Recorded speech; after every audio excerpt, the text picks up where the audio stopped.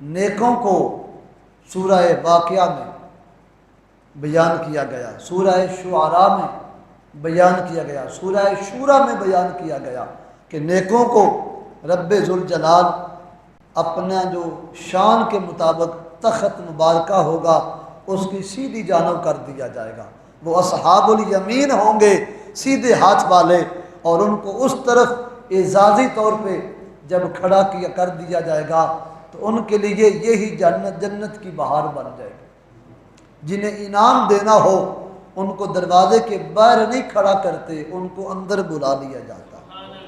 میں کچھ کہہ گیا ہوں، جنہیں انعام دینا ہو ان کو دروازے کے باہر نہیں لائن میں کھڑا کرتے، ان کو اندر بلا لیا جاتا ہے، اور جن کو ذلیل کرنا ہو ان کے لیے دروازہ بند کر دیا جاتا ہے۔ لے میاں تو یہاں تپتی دھوپ میں کھڑا رہے، تیرے لیے یہی سزا ہے، اور انعام والے کے لیے ٹھنڈی ہوا کا اہتمام ہوتا ہے، ٹھنڈی چھاں کا انتظام کیا جاتا ہے۔ اس دن اہل ایمان کے لیے رب کی نعمتوں پہ نعمتوں کا اظہار ہوگا۔ یوم الفصل، اس دن فیصلہ ہوتا جائے گا کہ نیک کون ہے، بدکار کون ہے، یہ فیصلے ہوتے جائیں گے۔ اور پھر رب فرماتا ہے یا معشر الجن قد استکثرتم من الانس، اور جس دن اللہ اس جنوں کے گروہ سے خطاب کرے گا کہ تم نے بہت سارے آدمیوں کو گمراہ کیا، تو وہ جواب نہیں دے پائیں گے۔ جن، اس کا معنی کیا ہے؟ چھپی ہوئی چیز۔ جن، اسی سے جنت بنی ہے، جنت بھی چھپی ہوئی چیز ہے، اور جنون ایک چھپا ہوا مرض ہے، اسی سے جن بنا ہے، چھپا ہوا، چھپی ہوئی اللہ کی مخلوق۔ اس کائنات میں جن کو کوئی نہیں دیکھ سکتا، وہ بید بدلتا ہے، جس مخلوق کی جس شکل میں وہ آنا چاہے رب نے اسے اختیار دیا ہے، پر کوئی نہیں دیکھ سکتا۔ لیکن اللہ کے نبی سارے جنوں کو دیکھتے ہیں، اور بعض ولیوں کو اللہ نے یہ شان عطا فرمائی کہ وہ بھی جنوں کو دیکھ سکتے ہیں۔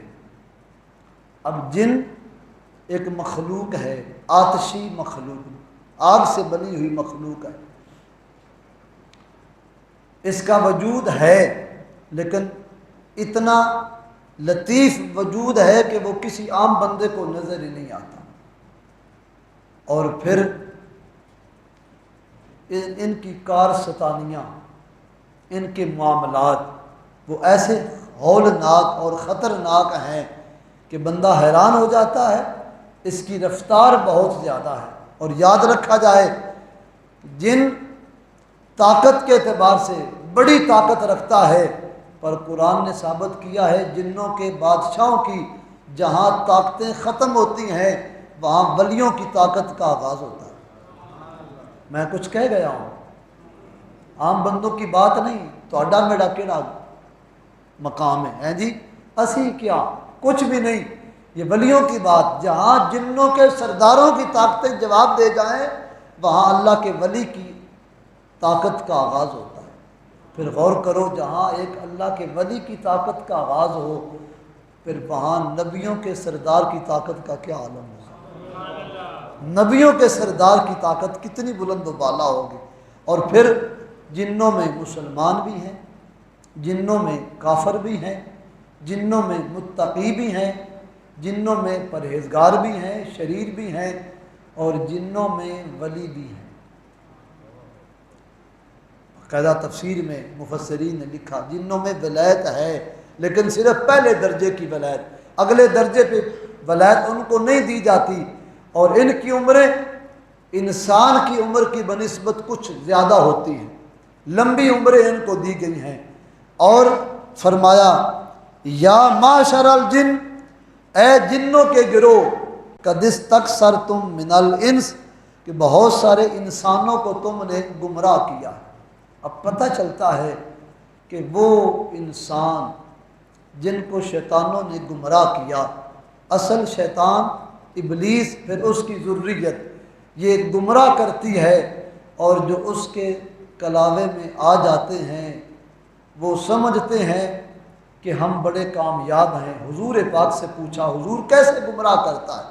کملی والے آقا نے فرمایا وہ گناہ والے کام اس بندے کی آنکھوں میں اچھی صورت میں دکھاتا ہے، باوجود گناہ کو گناہ جاننے کے اس کو علم ہوتا ہے کہ یہ کام اچھا نہیں، یہ کام برا ہے جو میں کرنے لگا ہوں، لیکن شیطان اس پہ حاوی ہوتا ہے، اس کی آنکھوں میں شیطان کا غلبہ ہوتا ہے، وہ برا کام اس کو اچھا معلوم ہوتا ہے، وہ اچھا کام سمجھ کے وہ کر گزرتا ہے، پھر نہ اس کو ڈر رہتا ہے نہ اس کو سزا کا خوف ہوتا ہے، وہ اس کام کو کر گزرتا ہے۔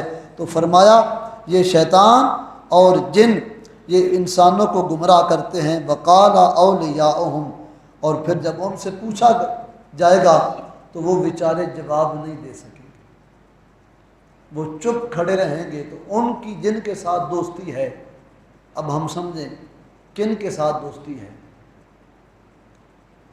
تو سمجھانے کے لیے میں یہ کہہ سکتا ہوں جڑے اج کل دے پیر نے نا، اج کل دے اے پہلے نہیں، جڑاں تے کم کیتے نا، جنہاں اسلام نو پھیلایا ہے، جنہاں لوگ مسلمان کیتے نے، خواجہ اجمیر جائے، خواجہ قمر الدین سیالوی جیسے، داتا علی حجویری جیسے، ان کی بات نہیں، وہ تو حضور پاک کے دین کے خادم، حضور کے نائب تھے نا، انہوں نے تو کام کیا جو آج کل کے نفس خواہشات پرست، خواہشات کے پتلے پیر، 15 گڈیاں آگے تے 10 گڈیاں پیچھے جی، تے مرید کھلوتے ہوئے دھوپ وچ پیران دے انتظار وچ، یہ سب خواہشات کے پجاری ہیں۔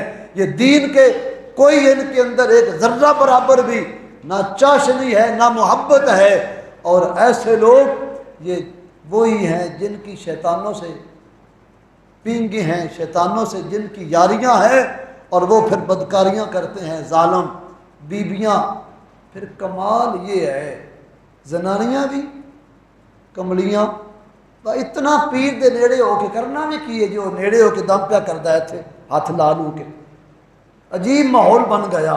یہ ہماری اپنی کچھ اس میں کوتاہیاں خرابیاں ہیں کہ ہم اپنی عورتوں کو کیوں پیروں کے پاس بھیجتے ہیں، نہیں بھیجنا چاہیے ایسے لوگوں کے پاس، اور اگر کوئی ایسا معاملہ ہو بھی تو نگرانی میں کسی کامل کے پاس جانے کی ضرورت ہو جائے تو اپنی سرپرستی میں جایا جائے، لیکن ہم تو بازار دکان پہ ہوں گے، پیچھے دروازہ کھلا ہے، جدھر مرضی موج بنی رہے، اس میں کچھ ہمارا بھی قصور بن جاتا ہے۔ آگے آؤ چلتے ہیں۔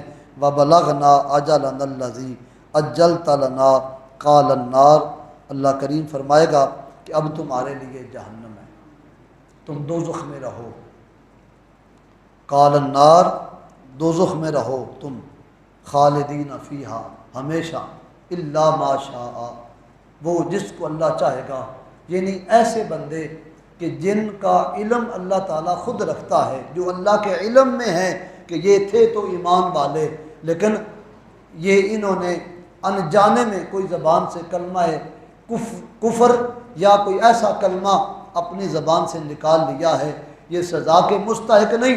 وہ بھولے بھالے بندے، وہ سادہ بندے جن کو چھوٹے گناہ پر اللہ معافی کا اعلان کر دیتا ہے، ایسے بندوں کو اللہ جہنم میں نہیں رہنے دے گا، ان کو جہنم سے نکال کے جنت میں داخل فرما دے گا۔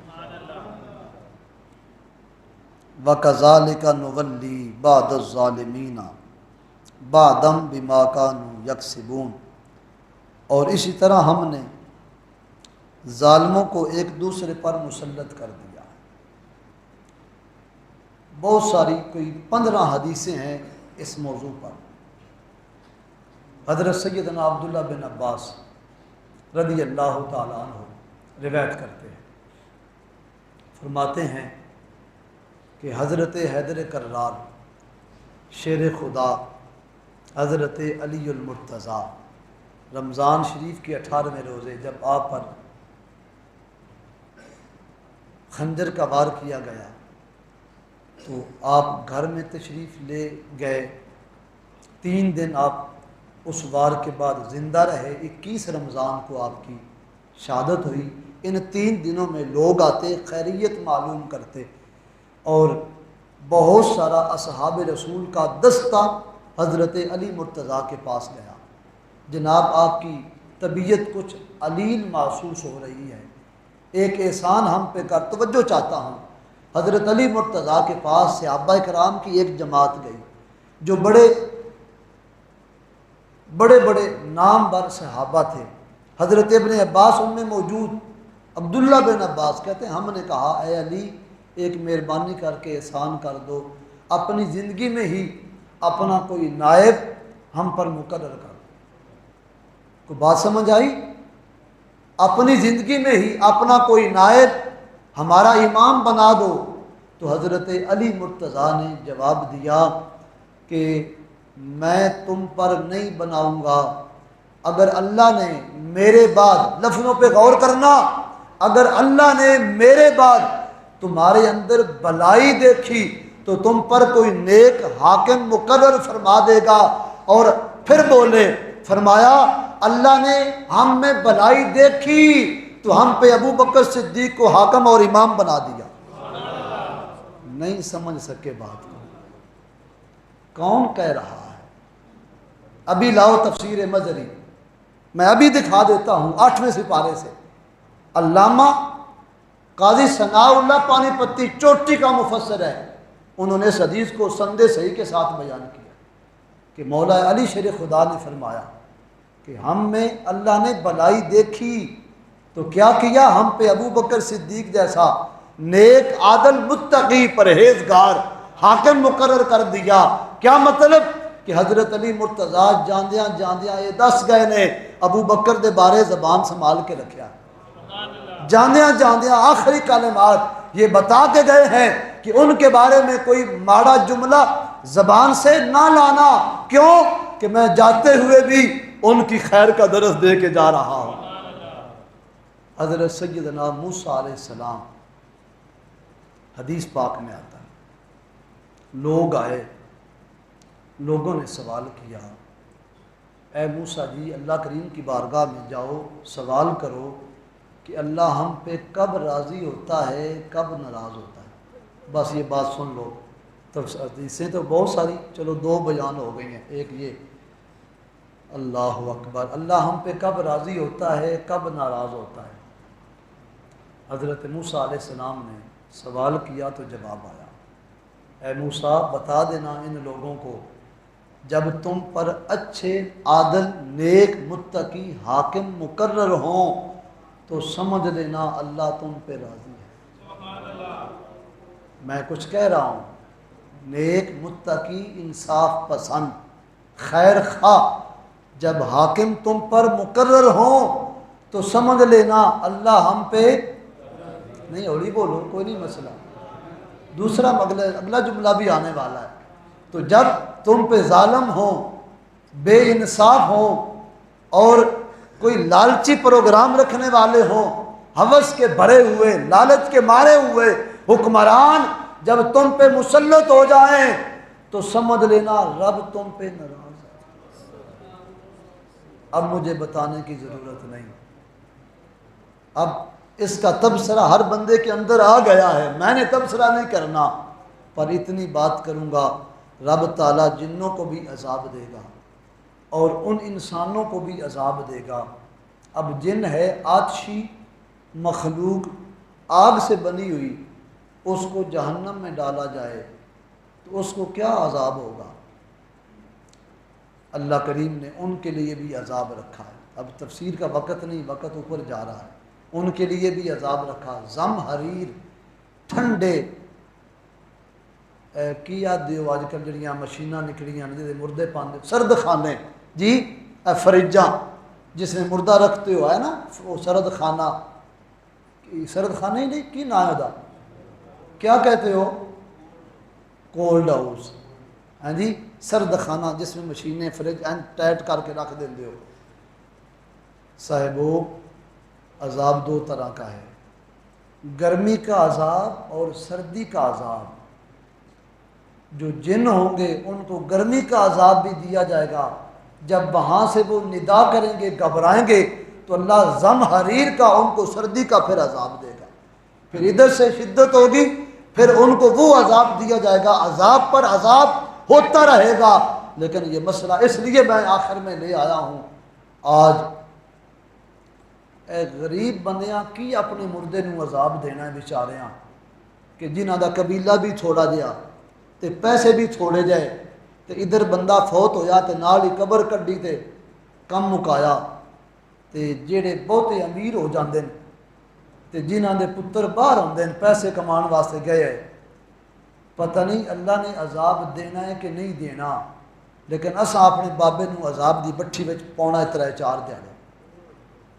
میں کچھ مسئلہ بیان کر رہا ہوں، یہ ایک بندے کے لیے نہیں، ہر اس بندے کے لیے ہے جس نے اپنے بھائی ماں باپ کو فریج میں رکھا، ایک دیہڑے، دو دیہڑے، ترے دیہڑے، وہ ذرا سوچے کہ پتہ نہیں رب نے عذاب دینا تھا کہ نہیں دینا تھا۔ رب کریم بھی ہے، رحیم بھی ہے، غفور اور رحیم بھی ہے، وہ چاہتا تو معاف کر دیتا۔ 80 سال کے گناہ اس کی رحمت کے آگے کوئی حیثیت نہیں رکھتے، لیکن ادھر تو پتہ نہیں معافی کا قلم ہو، لیکن بچہ امریکہ ہے جی، وہ آوے نہ تے جنازہ نہیں پڑھنا، وہ لوڑ کے لیے اس وقت آنے دی، جس نے ساری عمر باپ کی خدمت نہیں کی، پیسے بھیجنے سے خدمت نہیں ہوتی۔ اب باپ کو رکھو فریج میں، پھر فریج کو تیز فل کرو کہ خراب نہ ہو جائے، تے جنریٹر کول رکھو کہ بجلی بند ہوئے تے جنریٹر چلے تاکہ عذاب میں کمی۔ اولی بولے ہو، مسئلہ بیان کر رہا ہوں، آپ کے معاشرے کا مسئلہ ہے۔ کئی مسیتوں میں یہ مشینیں آ گئی، کئی جنازگاہ میں یہ مشینیں ہیں، کئی سٹوروں میں یہ مشینیں ہیں کہ مردہ وہاں رکھاؤ امانت کے طور پہ۔ اب 4 دن، 2 دن، 3 دن ہے کوئی بندہ نوجوان اس مجمع میں جو ابھی دعویٰ کرے کہ برف کا ایک گلاس وہ 10 منٹ اپنے ہاتھ میں پکڑ کے کھڑا ہو جائے؟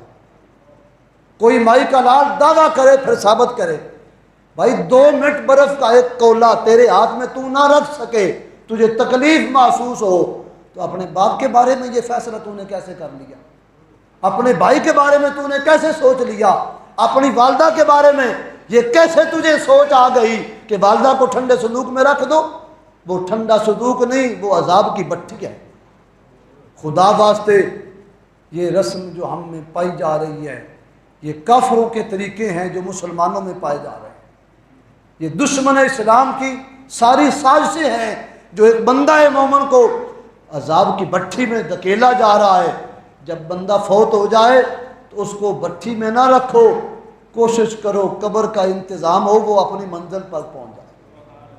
کملی والے آقا نے فرمایا بندہ فوت ہو جائے تو فوت کے بعد اس کی قبر کی 2 ہی صورتیں ہیں، یا وہ جنت کا باغ ہے یا دوزخ کا گڑھا۔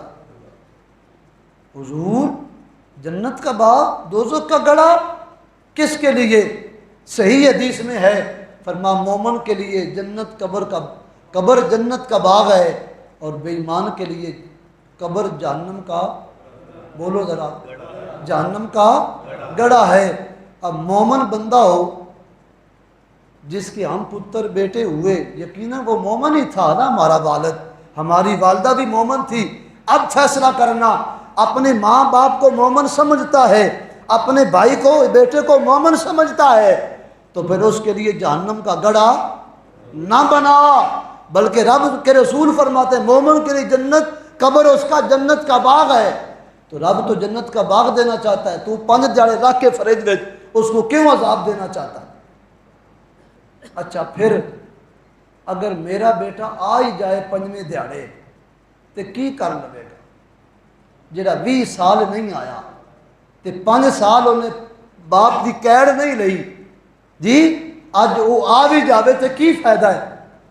تو بات سمجھ آ رہی ہے؟ یہ بات سمجھنے والی ہے، سمجھ کے جاؤ۔ اگر آ بھی جائے تو کیا فائدہ ہے؟ زندہ ہو جائے گا، اور پھر بیچارہ وہ بیٹا اتنے جوگا بھی نہیں ہوگا کہ باپ کا جنازہ ہی پڑھا لے، جس کا انتظار کیا 5 دن، وہ اتنا بھی اہلیت نہیں رکھتا کہ باپ کا جنازہ پڑھا سکے، تو پھر انتظار کس بات کا کیا ہے؟ عذاب کا۔ ہرجے سے آؤ، اس بات کو میں سمجھانا چاہتا ہوں، کاش کہ اتر جائے تیرے دل میں میری بات۔ خدا واسطے جتنے احباب تشریف فرما ہو، وعدہ کرو کہ یہ بیماری ہم اپنے مردوں کے ساتھ نہیں کریں گے، جو فوت ہو جائے اللہ سلامت رکھے جب تک اس کی مرضی، جب وفات ہو جائے تو کسی کا انتظار کیے بغیر میت کو اپنے مقام کی طرف منتقل کریں۔